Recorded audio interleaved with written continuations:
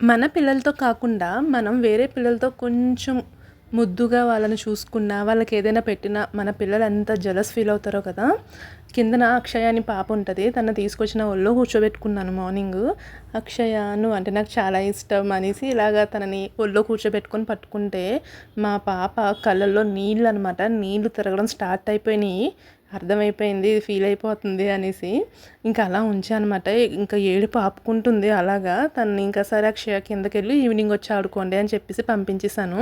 పంపించేస్తే ఇంకా మా పాపొచ్చి ఏడుపు మొహం పెట్టేసి అసలు నాతో మాట్లాడలేదనమాట. పిలుస్తున్నా పలకలేదు.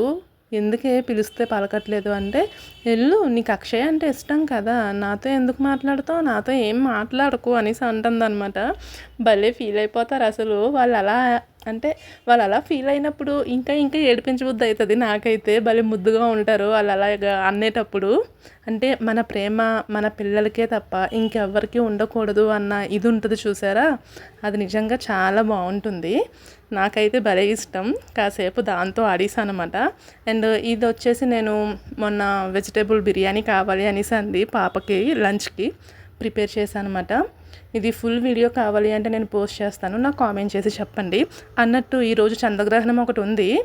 తినేయడం మాత్రం 5:30 లోపే తినేసేయాలి. ఈ గ్రహణం 70 ఏళ్ళ తర్వాత వచ్చిందంట. చాలా పెద్ద గ్రహణం అంట. కుంభరాశి వాళ్ళకి చాలా ఎఫెక్ట్ ఉంది అనేసి ఇంకా యూట్యూబ్ కానీ ఇన్స్టా కానీ ఓపెన్ చేస్తుంటే కుంభరాశి వాళ్ళ గురించే చెప్తున్నారు. ఏవో పరిహారాలు అంటే దానాలు ఇవన్నీ ఇవ్వాలి అనేసి అంటున్నారు.